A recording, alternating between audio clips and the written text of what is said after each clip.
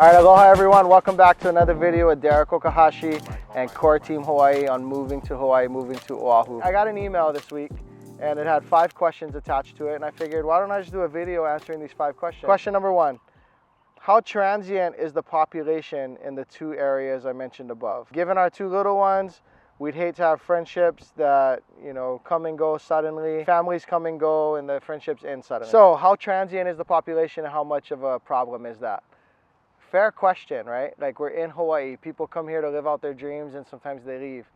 I would answer that as in it depends. So if you're in like Haleiwa on the North Shore, I think I even mentioned that in the video before this email ever came in, that sometimes that population can be transient.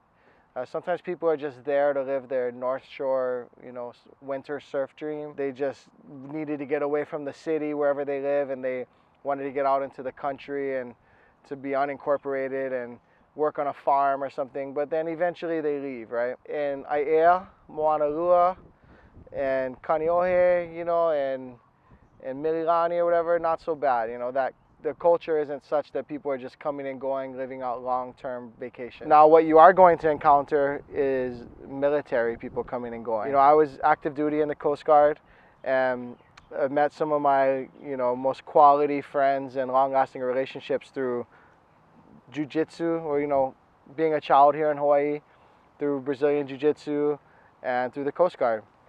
And so sometimes those Coast Guard people are going to come and go, as military people, government workers may come and go. What I told the person on the phone was that I'm almost dismissive of the question, because when I think about my friends in Hawaii, they're all the ones that never left. Like, I'm the one who went to California, and I'm the one who came back 12, 15 years later.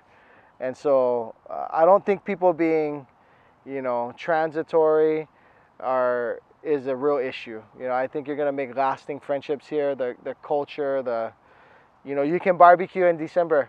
In Chicago it might be a little different, or I've never lived there, but you can hang out, surf together, hike together all year round. So I don't think that's a real issue in most places, but it'll depend on the specific area, and it's something we could talk about. My wife is a healthcare worker with 10 years experience. Would you happen to know the general salary range for a registered nurse on Oahu? She had tried submitting applications, etc. So I do happen to know that, because I used to be in the healthcare industry, and I was in the highest paid area of the country in Northern California, Bay Area.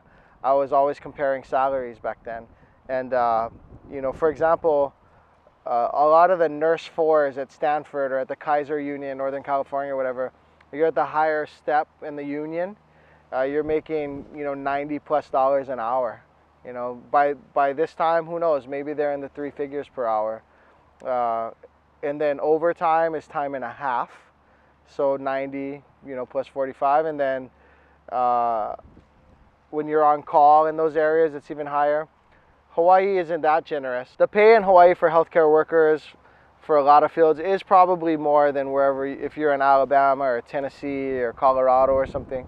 A registered nurse here, so my son was in the hospital for an extended amount of time, and because I used to work in pediatrics, I was talking to the nurse, and he told me that as a charge nurse with 15 years experience, he made $75 an hour when he was charge nurse, which is pretty good. I mean, you're not living like a king and a queen here in Hawaii on $75 an hour alone, but that's really good pay. For x-ray techs around the area, which respiratory therapists are usually somewhere in the same range, at hospitals you're making more around from like $38 to maybe $45 per hour at the hospitals.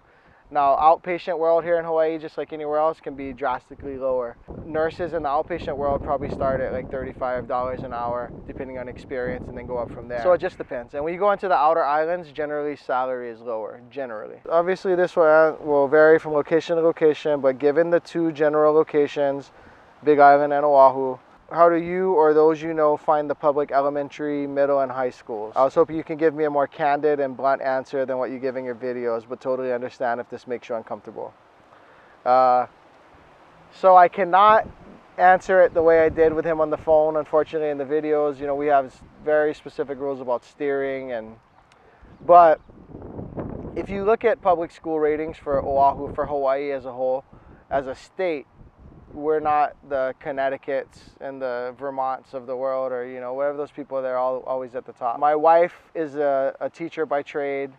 Her aunt is a teacher that got her into it. And what I hear from them and what I hear from other elementary school teachers, got my clients, JC and Ryan, who bought a home. I reference these other clients and other videos, and the long and short of it is, at the elementary school level especially, so for a preschool kid all the way up to, how old would they be, like 10, 11 years old, there's just something special about being raised here. It's a little less important like which elementary school, because we do such a good job nurturing our keiki. You look at the pictures of May Day and they're wearing the leis and the Aloha print dresses and shirts, and you're taught a different kind of respect here. Kind of like in the South where they say yes sir, no sir, yes ma'am, no ma'am. It's hey auntie, how's it uncle, let me help you. Those are the values that are taught here at large, and just growing up in Hawaii as a kid is just a different thing. Now as you get towards high school, a human that's 15, 16 years old is going through something different, has a mind of their own. It's always going to start at home, but in home life matters first, but the outside world matters even more, I think, than elementary. And so different buyers are different, and then even within a certain couple, like the wife I need the #1 rated school in the island, and the husband's, I don't really care about schools. I reference a business mentor of mine. He could send his kids to any private school in the island, where presidents have gone, etc. And they choose to send their kids to a public school that's rated somewhere in the middle in Hawaii. Their thought is that it starts with home life, and then it starts with all of the things that school doesn't teach you.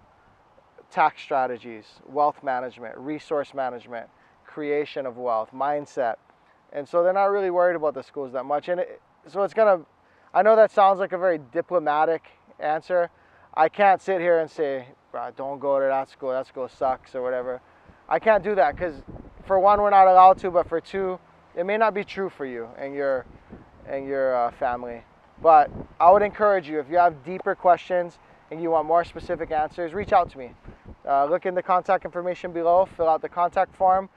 You'll probably get a call from me, and for sure my admin will set up a video conference with my team and I after we chat initially. So, a more logistical question: how soon would we work on the pre-approval process with a lender on the island?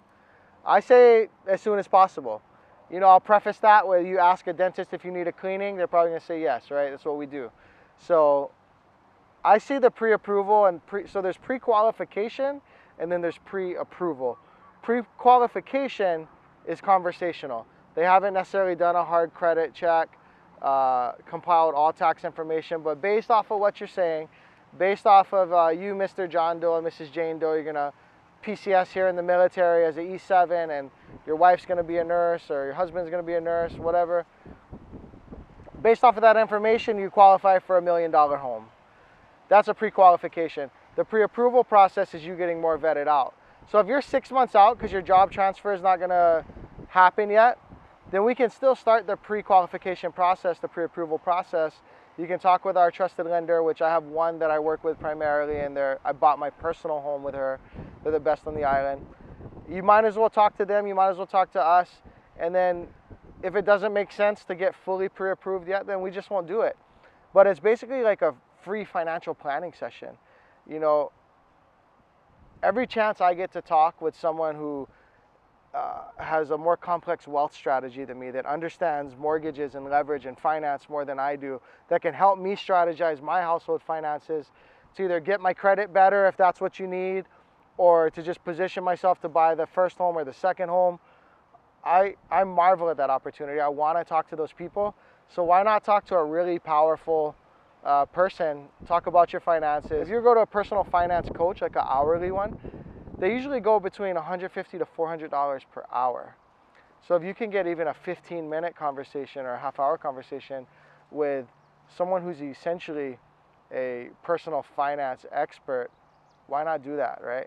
So I love this stuff. I love business and finance, and I would do it every chance I got if I could. Last question. With the development of the Kapolei area, Do you find the beaches in the general area getting overcrowded? I'm biased here, right? So I grew up surfing Barbers Point, and we have some footage of me in the water at Barbers Point. It's my stomping grounds. My parents used to drop us off at like 7 in the morning. The other parents would pick us up. My friend's parents pick us up 7 at night. In the summers, like I lived at Barbers, or we call it White Plains now, more specifically. And is that beach more crowded?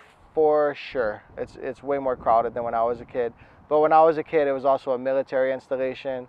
And then even though it was open to the public, not everyone, you know, influxed yet. So it is way more crowded. But I also did a video at the end of Fort Weaver Road at the park in To EWA Beach, and you can see how uncrowded that spot was, and it's arguably even more beautiful. The sand is wider and the coastline. I mean, we're talking first world problems. And if you live in Kapolei, you're still 10 or 15 minutes from other amazing beaches. And really, if you live anywhere, I mean, from the green over there, add the walk time, you can be to a nice beach in 25 minutes, right? So good question, fair question. But Makakilo, the mountain behind Kapolei, is one of the areas that I could foresee myself retiring in because of the proximity to, you know, shopping, hospital, the ocean, and then the views that I could get. Thank you for watching another video. If you guys have questions similar to this, please send them. You know, please look at our contact information below. Send us your questions. We're gonna keep doing subscriber question series. So this is number 1 of many, and we'll line them up. Maybe your email gets coupled with a couple other emails, or who knows. But we want to hear about the questions that you have. It'll help us make better videos. It'll help us make more in this series. And maybe we even have some guest speakers, some people with opinions other than mine that could answer the same questions or others. Thank you for the email. Look forward to connecting with more of you with questions for this series, and just talk about your home buying goals and your goals for real estate in Hawaii and beyond. You know, I just love real estate. We're buying multifamily properties on the mainland right now and investing in partnerships for big apartment buildings and stuff like that. And really looking to increase the value and make those things nicer for the people that live there. And I just love real estate. So whether you're talking about Tennessee, Georgia, Maine, Alaska, and then coming to Hawaii or whatever, reach out to me and we'll help you achieve your goals. Subscribe, comment, like, reach out, all of that stuff. See you guys in the next video.